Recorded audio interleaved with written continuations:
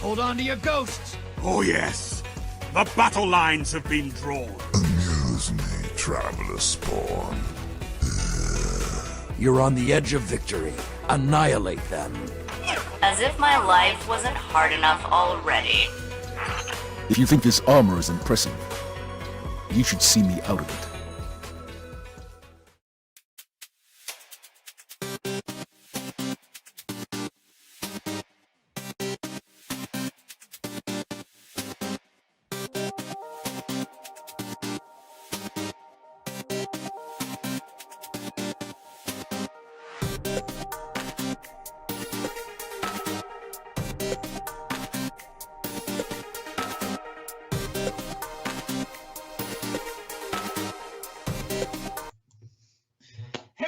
Welcome to a brand new episode of Fireteam Misadventure.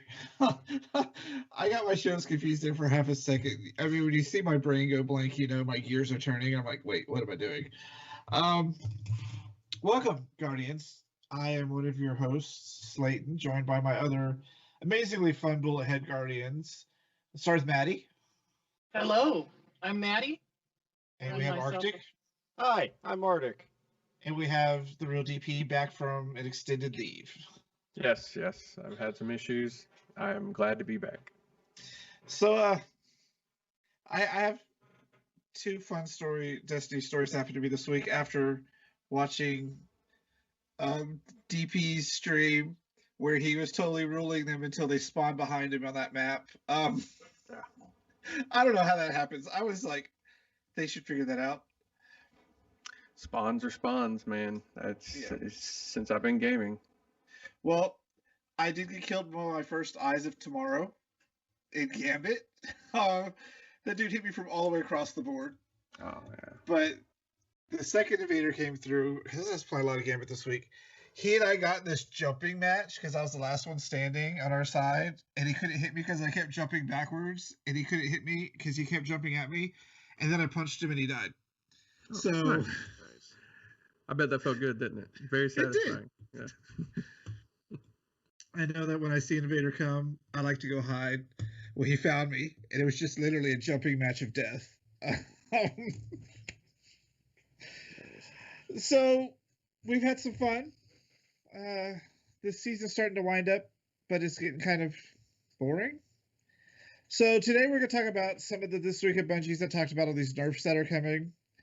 I'm going to talk about and see if you guys, well, you two down there probably don't have this problem, but Maddie may have had this problem with the Legendary Lost Sectors. And then we're going to kind of predict what we think the Guardian Games is going to be like.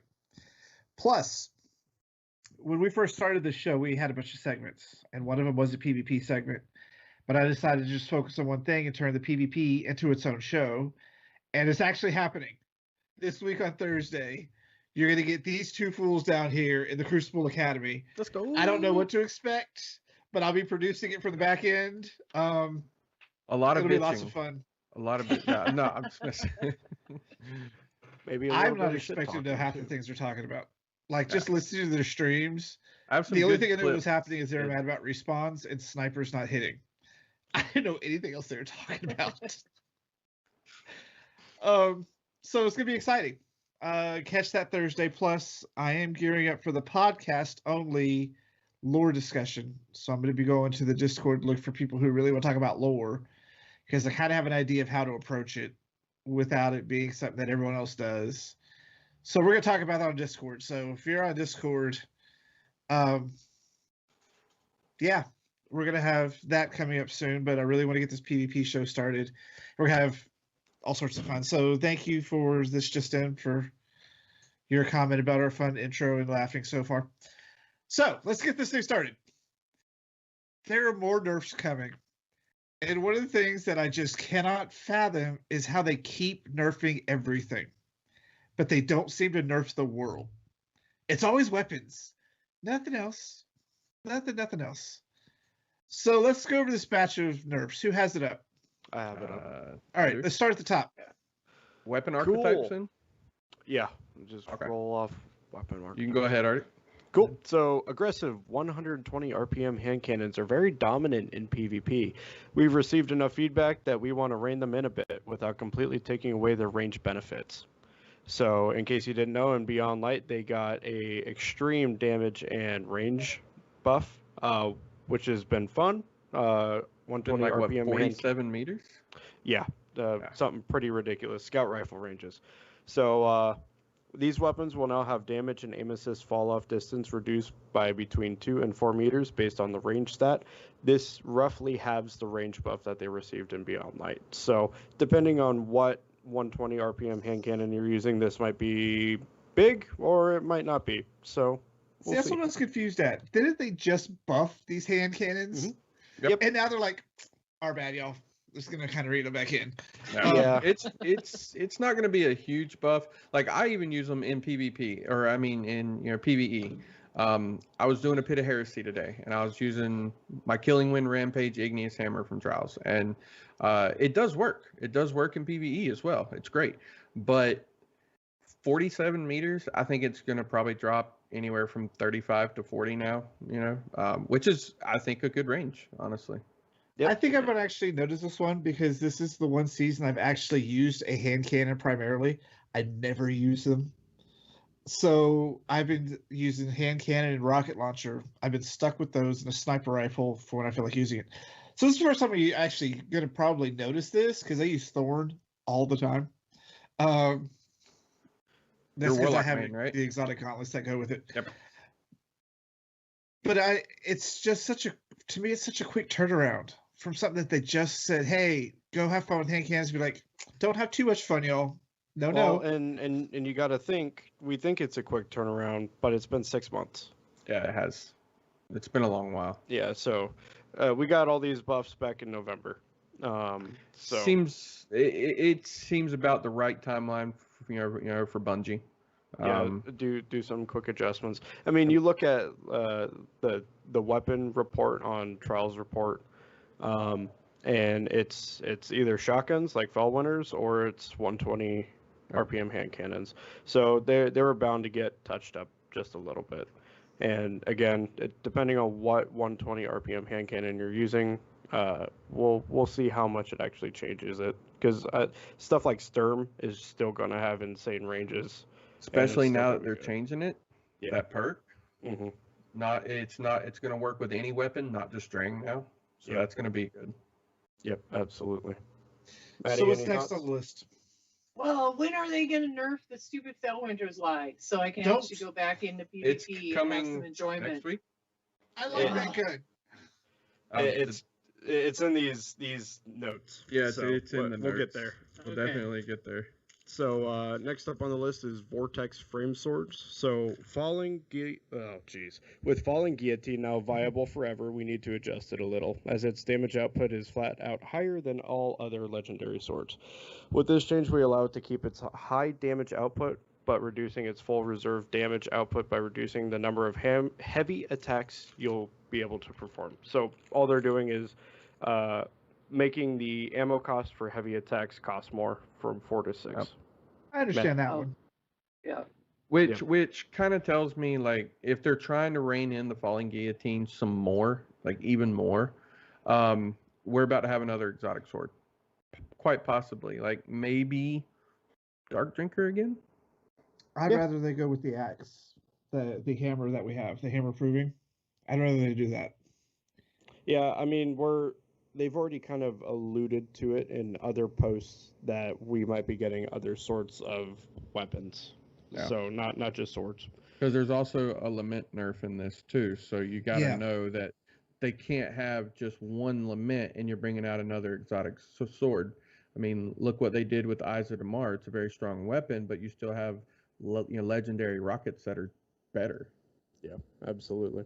And then up next is chip damage. So this is something I didn't even realize was a thing. Mm-hmm. But certain weapons, swords, and Bastion bypass shields by varying amounts, which has caused numerous issues with stasis-encased enemies, encounter mechanics, and other content. So basically, chip damage has been removed from swords and Bastion, which means no damage is bypassing shields of any kind. Wasn't it the point of Bastion? Or was it the Lament? It was the Lament.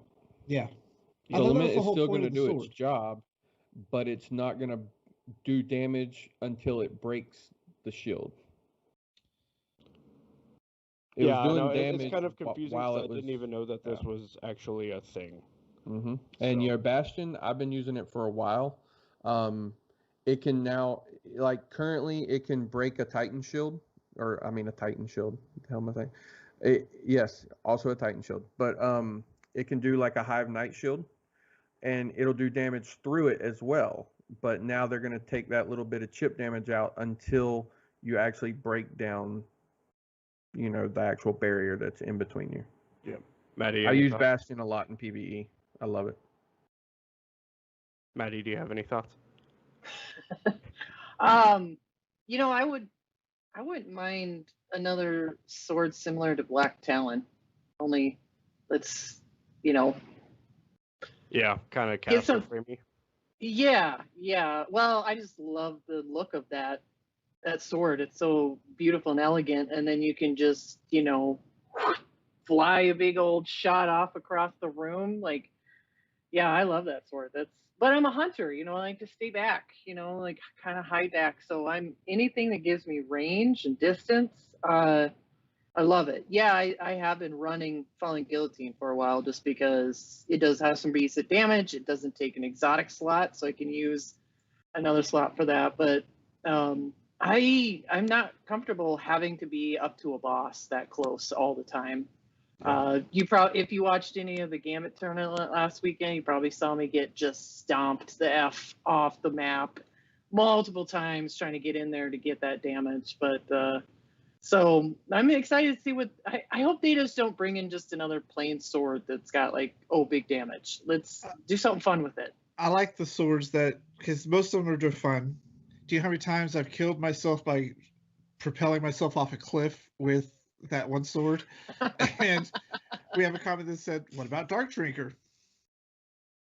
So, Yep.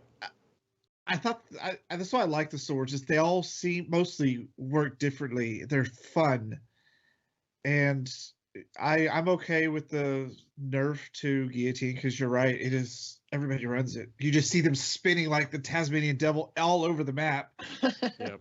What was and- the solar sword from D1? Raise lighter. Which was that one? Raise Lighter. We haven't seen a version of Raise Lighter. We've seen You could argue that Lament is very much just a raise lighter alternative. alternative. Yeah, that's true. That's true. And again, you can kind of think of Black Talon as a caster frame. So really, the only archetype of sword that we don't have an exotic of in D2 is a vortex frame like Dark Drinker. Well, what about the Falling Guillotine? That is. That's legendary. I'm speaking specifically exotic. Okay. So I'm going to actually jump down to the specifics on Lament and Bastion before jumping back up to the other nerfs. So the Lament. So this weapon is a clear outlier for sword damage. So the health of heavy weapon diversity. Oh, okay. So for the health of heavy weapon diversity, we're pulling it back a bit. Reduce the damage of revved heavy attack by approximately 16%. Woo! And then note that Lament retains standard anti-barrier despite removing chip damage. So it's still going to do the anti-barrier stuff, but it's not going to bypass shields anymore. Right. So That's what I was saying. Okay. And then Bastion. Since we're removing chip damage, Bastion gets something else entirely instead. We've noticed increased feedback on Bastion and higher than normal usage in PvP, so we're making a small change here, and we'll revisit Bastion later, so probably more nerfs later. So intrinsically, Bastion will now stagger unstoppable champions, and then the spread angle of the shots will be increased by 13%. So it means they're not going to be so clumped up together, they're going to be much more spread apart. Very nice. Yep. Any thoughts about that? I'm glad that the shield breaker is still there. It does a little bit of damage because that was the whole point of that sword. I don't use it very often, but it was fun when I got to use it. So I'm okay with these two changes. Yeah. I honestly haven't really used Bastion all that much. So I can't remember if it's one of my quests to get the catalyst. I don't that know one? if I have. There's no catalyst. There is for no it, no. catalyst. Okay, which then I I'm hope thinking of comes it. soon. I'm thinking of a different gun. I'm a So huge that's- Bastion fan. So. And that's Bastion's fun. probably why, because I've got a couple different quests for the catalyst for other exotics. So I've been just keeping those with me all the time to try to finish them up. And but I've heard enough people talk about it. I've been trying to remind myself to maybe get it out and play with it when I get online. The destructive force that it has in just 2 bursts is banana sandwich. And the fact that they're adding unstoppable on it will only further increase my usage in Nightfalls with it. Yeah, okay, absolutely. Do you have this stuff up as well? Yes, I do. You want to go through the perk changes? Sure. Let's see. Perks. Quick Draw. This perk is intended to provide a faster swap speed, but it also passively buffs handling by 100. If you didn't know, great for PvP. PvE, This completely negates the downside of using a low handling weapons, such as aggressive, shotguns, sniper rifles, and hand cannons. So anything with very low handling, which isn't, something that we want to encourage. Those weapons should have downsides, and working around those completely via a perk isn't healthy. We don't think allowing a fast swap to the shotgun subfamily with the highest one-hit kill range is great either. Well, I mean, I enjoy it, but It's fun. all right, so here's the changes. The handling bonus is now removed 1 second after swapping to this weapon or upon aiming down sights. So basically, when you swap, you lose your handling bonus, so you don't have a really fast ADS speed. And replaced quick draw with surplus, and this is big, on new and existing drops of Fellwinter's Lie and Astral Horizon. Thoughts? The only shotgun I actually use is Fellwinter's Lie. If I have to use a shotgun, just because one, I love Fellwinter. I love the way the gun looks. I love the way it works. I've played with some other shotguns, but I don't think I've ever noticed that perk actually kicking into effect. So are you saying that if you don't have it? Yeah. Are you saying that if a shotgun has this, it only lasts like a second? No. That means the actual act of swapping to the weapon will still be quick, but you won't have the 100% bonus to the movement, to the aim down sights, to the everything else that comes with quick draw currently. So so handling, this is really mainly for PvP. So there's 3 things that your handling stat affects. That's your ADS speed, which is your aim down sight speeds, your ready speed, and your swap speed, and all of which are extremely important in your PvP, especially when you're up close and especially on shotguns. So typically it's not snapshot. I believe Fallout did a video of it without snapshot, and you have quick draw, and without and with, and it's an 8 frame difference. Doesn't sound like a lot, but in PvP that's a lot. That can mean you getting half your spread on a person or your whole spread on a person if you ADS with it. So for that to happen, quick draw snapshot combo is going to be extremely elevated, even more than it already is, in my opinion. Especially, like, I have most of my hand cannons already are quick draw snapshot, so I probably won't notice too much of a difference at all, but other people will. Like, quick draw rampage is now no longer just going to snap into place, things like that. And taking quick, and I kind of seen this a long time ago with a few discussions that taking quick draw off of most shotguns was going to be a thing. Yeah, it unfortunately I saw this happening to Astral with the new Astrals coming out without quick draw and having surplus in its wake already.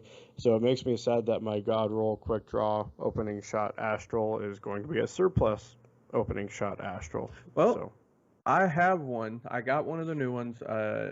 I got 2 the other week, and I already had the surplus in the opening shot. It didn't have much range, but it had, handling masterwork. So, but you can tell a difference, huge difference. Like, even with 1 perk gone, like one of your abilities gone, major difference. So they're gonna trying to force you to use different exotics, i.e. changing these things around too, because I'm gonna use my Dragon Shadow even more than I already do because of the handling bonus. Pulse Wave is going to be a giant thing on Warlocks now with just a lot of different exotics and a lot of different subclasses will be opened up with this removal of quick draw in PvP. Yeah, Maddie, any thoughts? No. I tend to ramble and say everything. Yeah. I'm sorry.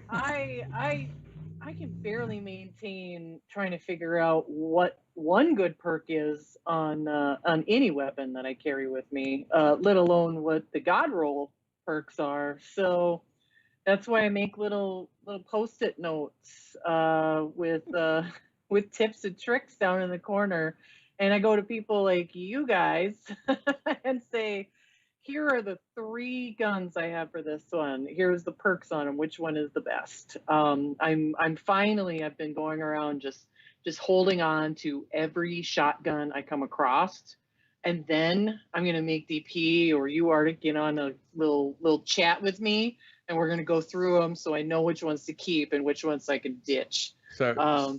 As a little side note, I'm about to help your friend, your Mystery. Shout out to Mystery. She is the leader of Bulletheads. She informed me today, hey DP, I have some bad news for you. I was like, what? She goes, my vault contains 457 weapons. I'm like, oh, so I assume that I'm gonna have to go through this again. She goes, yes, and we were just playing trials, and I did not realize how low her light was at 1275. And yeah, that was interesting. I was like, let's go through your vault before. So yeah, you and her are in the same boat. Yeah. Gotcha. Okay, question. Yeah, what's Am up? I the only one who doesn't keep a bunch of weapons? All I have in my vault is anything that's yellow. No. That's it. I try not to get over 130. I very rarely put any other weapons in there. Oh, I get to the point where this is probably like it's a freak out thing for me. Or that one moment it was probably like 2 or 3 seasons after I started, and so this would have been before. Actually, this would have been during the Red War, the year of the Red War, towards the end of that year.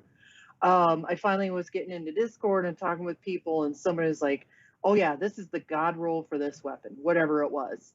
And I had literally just gone through my vault and destroyed like everything but 1 or 2 things that I liked. And I looked and went, I had those rolls.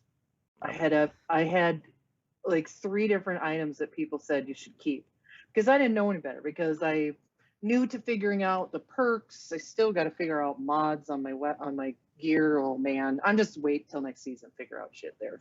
But or kind of figure out with what I'm just. That's why I'm hoarding everything right now. Just hoard it all. And I'll figure out what's best right before One next perk season. that is also mentioned here is one of the newer perks called Frenzy.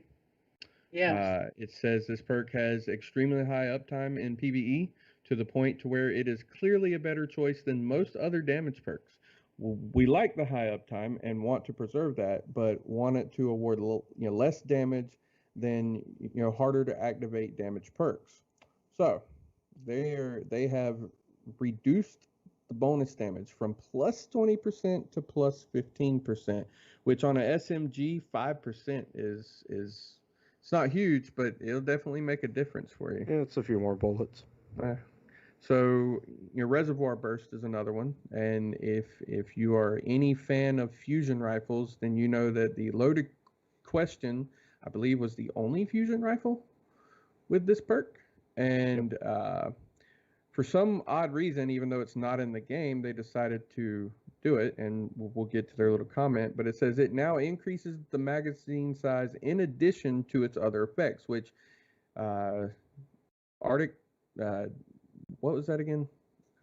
If you had Don't put fully me on the loaded spot. mag, it did AoE damage, right? Let me pull this up so I'm not getting it wrong. If we ask, Bodhi, right, Maddie? Yes. All I He know loved was those question. as long as it was a full magazine, and so my example is in the Crown of Sorrow, like towards the end boss, you could take out a whole group of little, Yeah. not necessarily yellow It had bars. the AoE damage. Yeah, like, and so your chain lightning. yeah, so basically made an explosion and just took care of everything out of the way. And then you could swap it out, get your other, whatever your other weapon was, to help with the knight or help with a couple other things. It would automatically reload itself. So when you popped it open again to get the next group, you don't have to worry about making sure it's fully loaded or already loaded for you. Yeah, that was the other loaded question was auto-loading holster, right? Yeah. Well, maybe I just got lucky with my perk, but mine always loaded itself. So Yeah, it was auto-loading with the Okay. reservoir burst. That was an Okay. insane combo. So so it says but it did, they reduced the full battery bonus, which means if it was automatically loaded, damage from 33% to 25%. That's kind of big. And then upcoming content requires revisiting the power level of a damage perk that can be activated simply by having a full magazine. Wink, wink, nudge, nudge, say no more. In other words, loaded, question will probably be coming back. So you PvE, people are gonna friggin' love this. Yeah. So it's either going to be loaded question or another frame that has reservoir burst. But reservoir burst, when a battery is full, your next burst deals additional damage and causes enemies to explode on death. Yeah. And then So you pair that with auto-loading holster, dear God. Yeah. Yes, sir. Some interesting changes. Any others? No, not that I know of. The fact that they're constantly reshooting things always makes me wonder, like, do they just not test things well enough? Or, like, I can understand PvP tuning. I don't really understand PvE tuning because we're supposed to be powerful out there. Right. Maybe make the worlds a little bit more difficult if that's what you really want to do. Like, A little more robust. Yeah, a little more robust. Because, like, there are times on Europa, there's nobody to fight. The mobs are so far and few in between in some of the areas. It's like whatever. Well, Yeah. and not to be an armchair dev, but anything that they test, they're going to see things, obviously. Some things are going to have higher or lower prioritization to fixing or changing.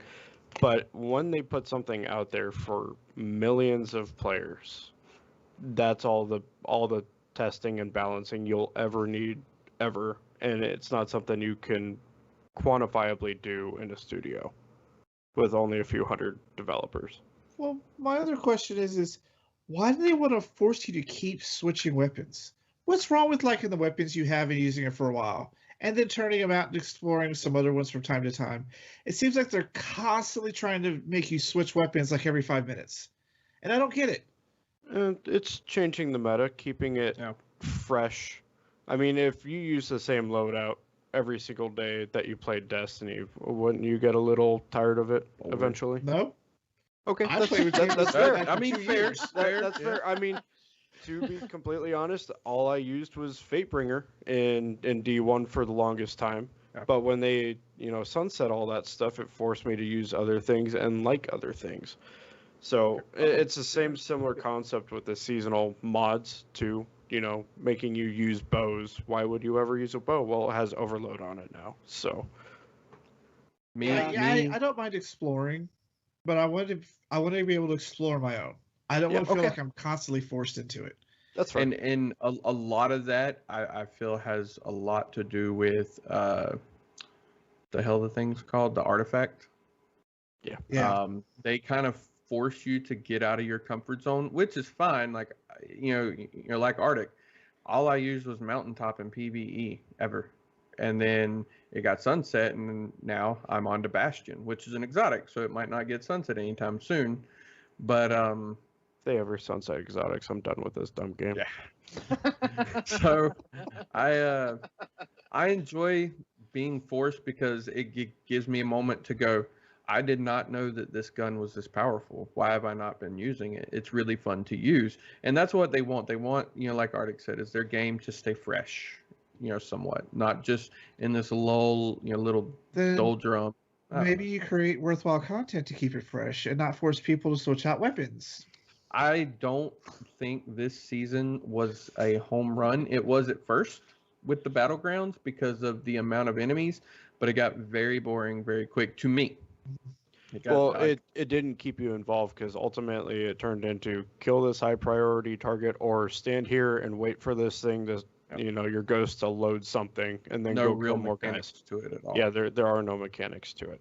Gotta keep your players invested a little bit, please. I would say that is why Vault of Glass and the Leviathan are probably the two most popular raids in the game in the history of Destiny, because of the amount of mechanics and variety that are in those raids. I wouldn't even say that because there's way more mechanically challenging raids. I think VOG is popular because it has a good mix of lots of enemies plus mechanics. True. Whereas not every raid has that decent balance. Wrath of the Machine was, lighter on the mechanics but lots of enemies. King's Fall was very heavy on mechanics, not a lot of enemies. Enjoy King's Fall. My favorite raid. Yeah. Well, moving on, I discovered something this week because I play with a lot of more casual players. Because, we all go to work, we do things. It takes us a little while. Like, I just finished my season pass this week. I only have 5 levels left. Like, I can get through pretty fast. But we're in that weird lull. And the thing I never really thought about is how they have gated all the exotic new armors behind legendary lost sectors. And I've realized this week that all these people that I know and play with are really frustrated because they can't level fast enough to be able to not have to grind, because we all hate grinding legendary lost sectors, to have to grind the solo version to maybe get something, because the more guaranteed one they can't even get close to.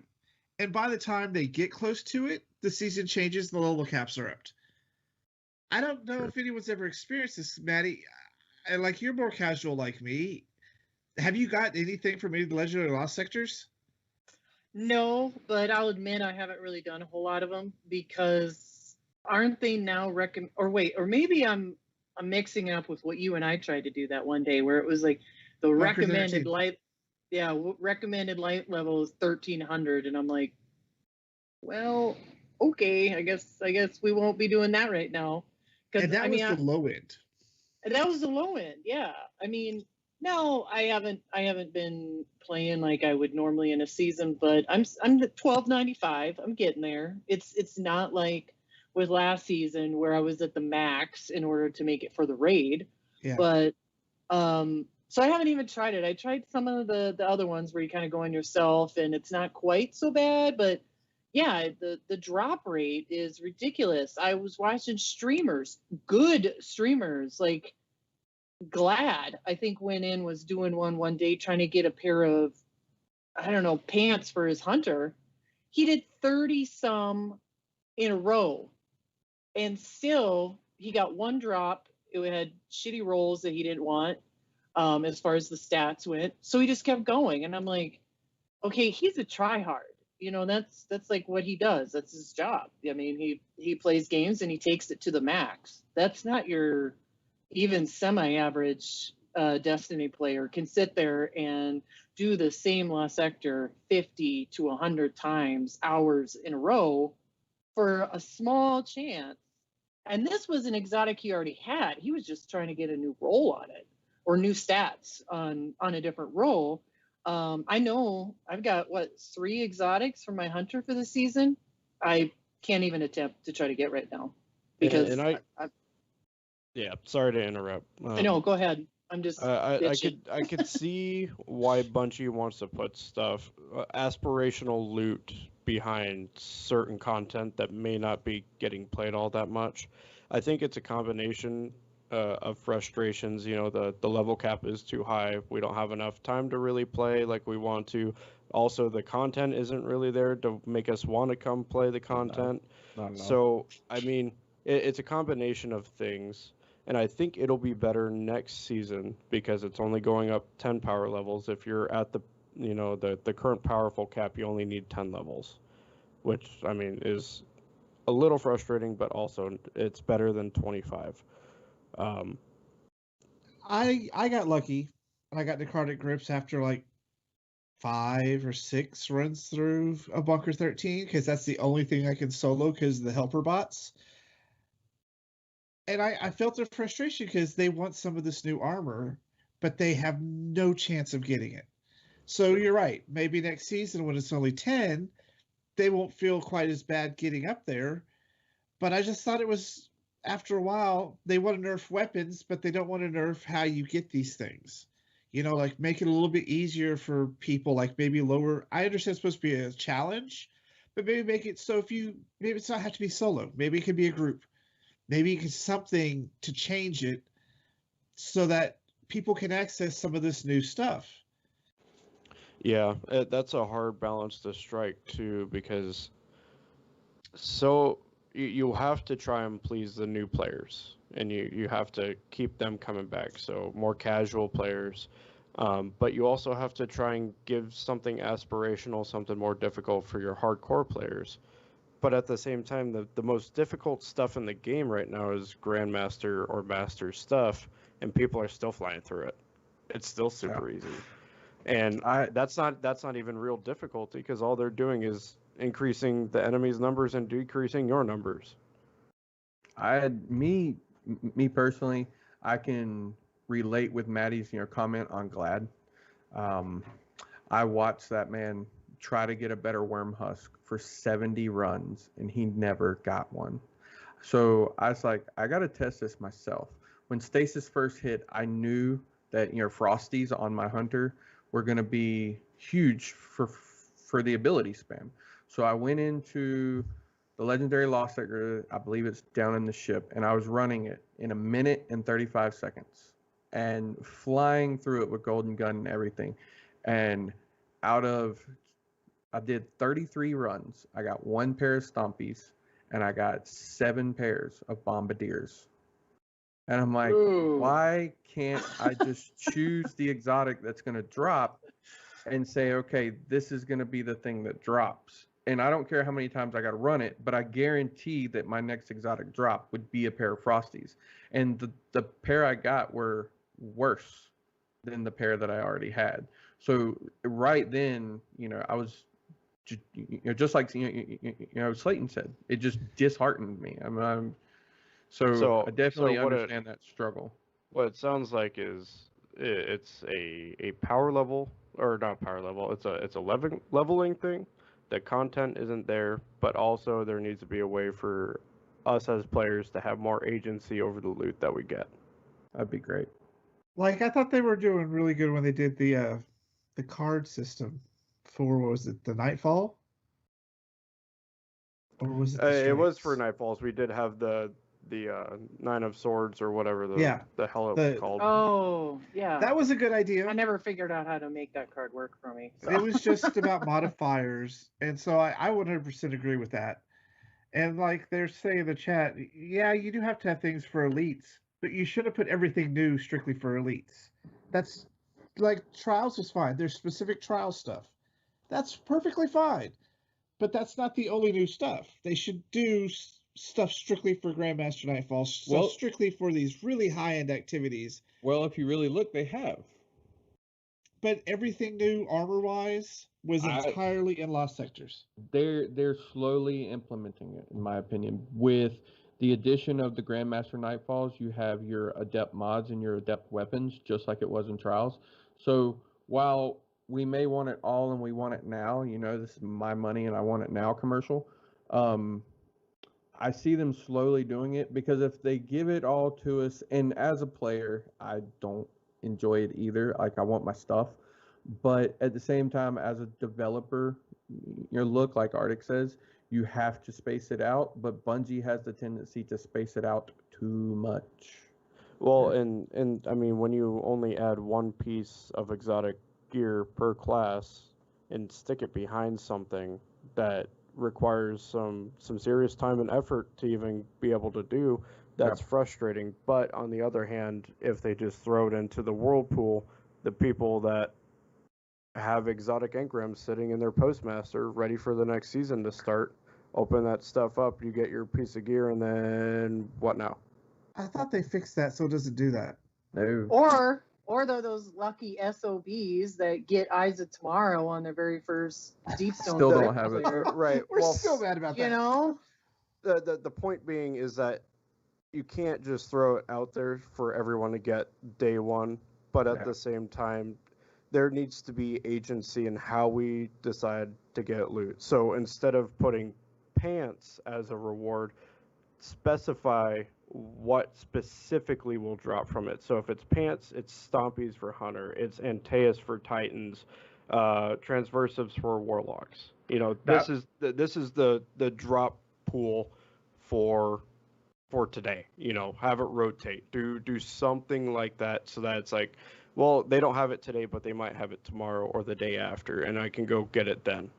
Almost like Xur. Yeah. Except, like that would make me go in and play. Like, ooh, I can get specifically Stompies to drop today. Even if I run it 20 times and only get 2, at least I know those are going to be my Stompies. Those are going to be my Frosties. Right. You know? You can do your target farm and try and get higher. That's drops. what they do with the lost sectors. It'll tell you arms, head. Yeah, Right, but no, not but we're instead of being arms. so generalized, it's this specific, piece of arms for this class. Right. Go get it.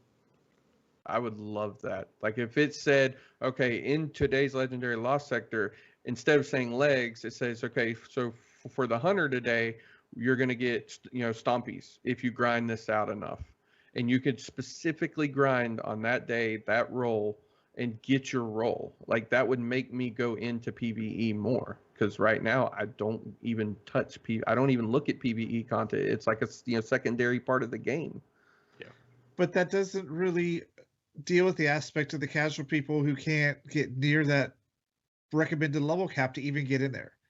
They can throw it into Nightfalls as a drop. That's the other balancing part of it. So that's what they would do. Yeah. And like I said, I have no problem with them not saying day one you're not getting it. It's the approachability of being able to get it should be opened up. Like you shouldn't have to do it solo. If you do a team, that still takes a lot of work and effort because you only have so many lives. Yeah. And that just, at least I could go in with these people and they have a better shot at it.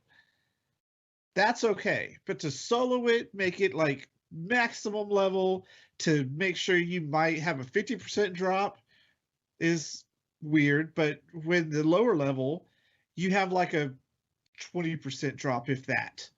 Yeah. I don't even think it's that. I think it's like kind of 5%. like a Nightfall system. Yeah. So I feel bad for them. Yeah. Like, there's a lot of frustration, and we could sit here and shoot out ideas all day, but ultimately, we're not the developers. We're not the developers, and Bungie probably won't do this. So yeah. So last thing we're going to talk about today, the Guardian games are coming up. I'll be a Warlock.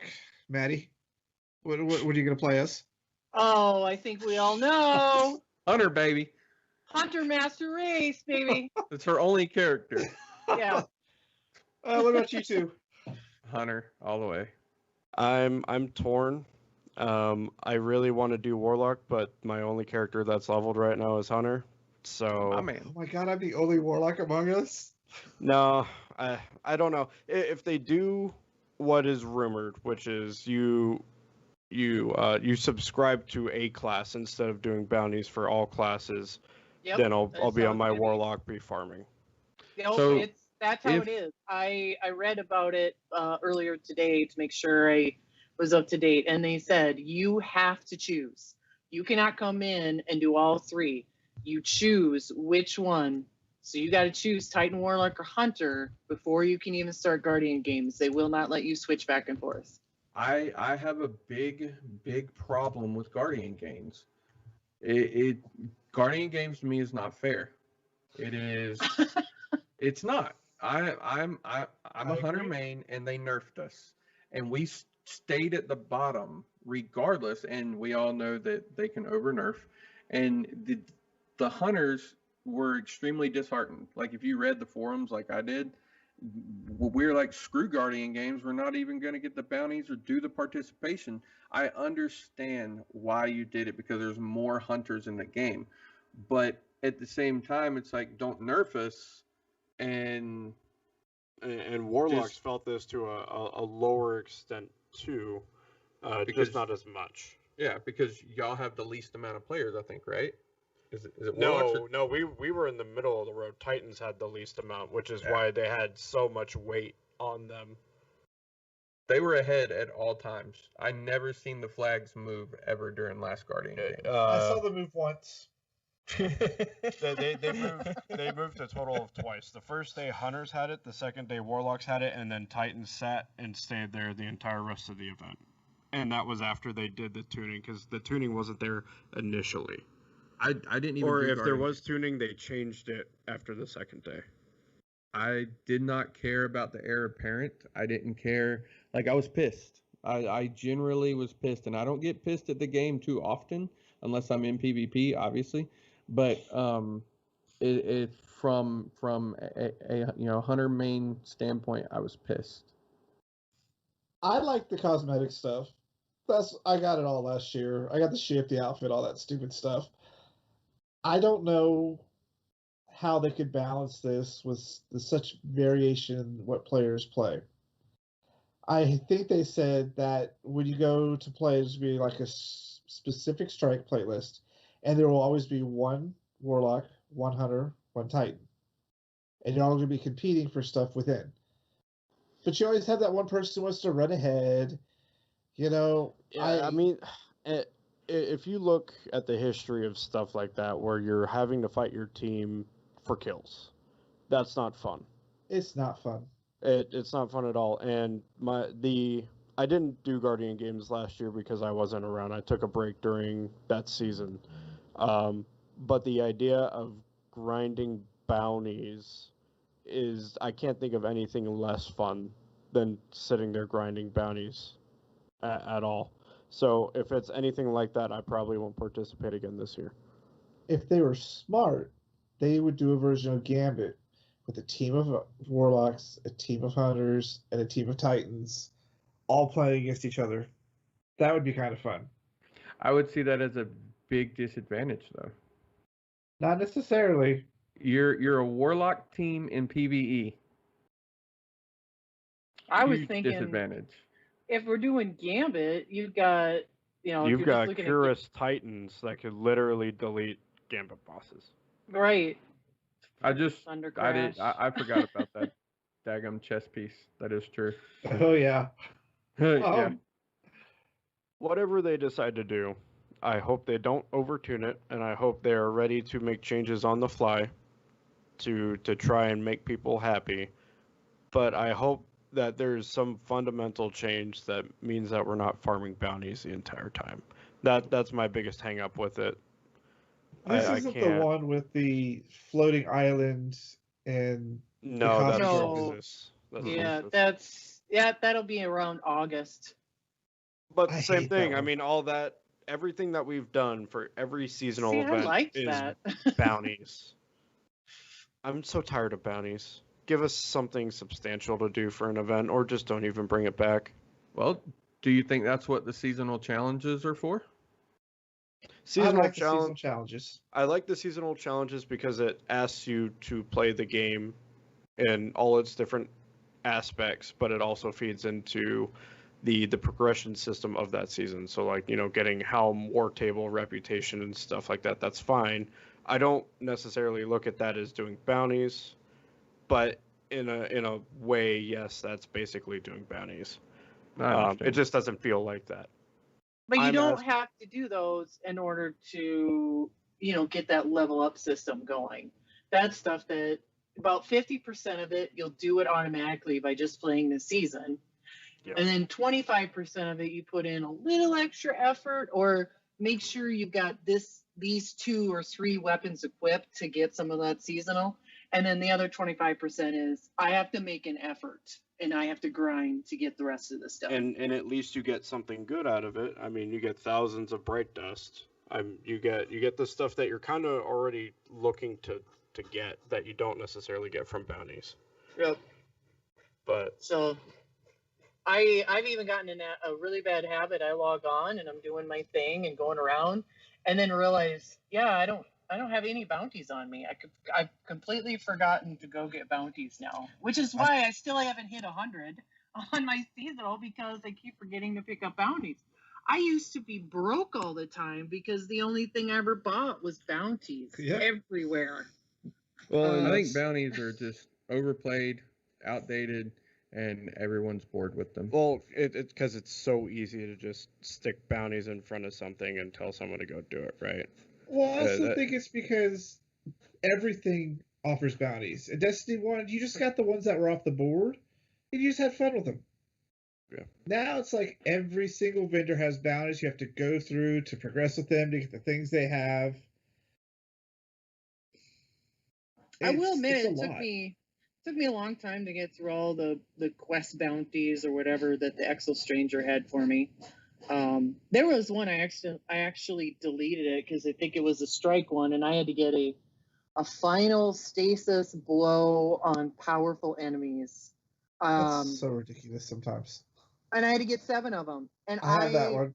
I finished 3 other strike bounties from Exo. Still didn't have that one even started. I mean, I had the other 2 lines of stuff, but I didn't even have one done. Stasis final blow, because you don't have the choice to go into strikes by yourself. So when they require it to be the final blow with a very specific perk of your stasis super, and you're fighting people to and you're fighting people to get them. Yep. Yes, so at the end of the day, delete. For Guardian games specifically, what I'm looking for is something substantial to do. So, even though we may never get Sparrow Racing League back, that was substantial. There was something there to do. Solstice is a little bit better. Festival of the Lost is a little bit better because you're going places that you don't normally have access to, but you're still farming bounties. Meh. Just let's give us something real, please. Well, we'll see. It's going to come up soon. Next week, I believe. We'll be talking about it on the next episode, which will be in 2 weeks, y'all. We're out of time on this episode. We'll be back in 2 Mondays, but do not forget this Thursday at 7:30, our first episode of the Crucible Academy is going to happen with your very own DP and Arctic. I was going to say, wait. I don't know what they have planned. This way? There you go. But it should be interesting, and just like now, you can comment. Oh wait! Oh yeah, I'm looking. Yeah.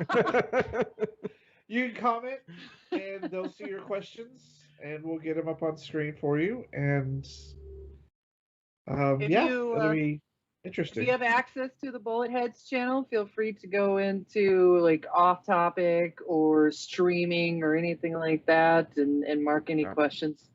There's plenty of channels. If you don't have access to Bulletheads channel, you should be joining the clan. There you go. It's right up there. Bulletheads.org.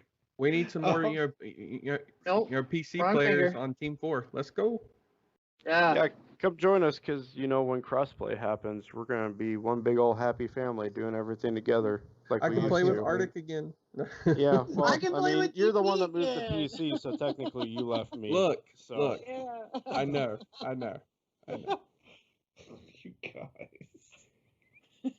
What can I say? I got on PC and I told myself, I was like, yeah, I'm gonna still play on Xbox. I didn't. It's like that with Mirza now. Yeah. Stole us. So we just thank you 3 for coming to be on the show and helping help me get this idea going. Now that we're really set, we found our groove. You're going to notice some color changes and some thematic changes. And like I said, we're starting Crucible Academy this week, and I will be going to the Discord looking for people who want to talk about lore as a podcast, because I have an idea how to handle that. I don't have a name yet. I was thinking about that today. I want like a snappy, fun name for it, but I don't know what to call it. We'll figure it out at some point in time. Lore daddies. Good God, I was just about to say the Lore Daddies. But then I was like, well, there's Rain and there's Mystery, there's Maddie. They're not quite daddies, so you know. What about Hey, Lord anyone can be a Laddies? daddy. It'll come to us. Yeah. Yeah. It'll come to us. So that's it.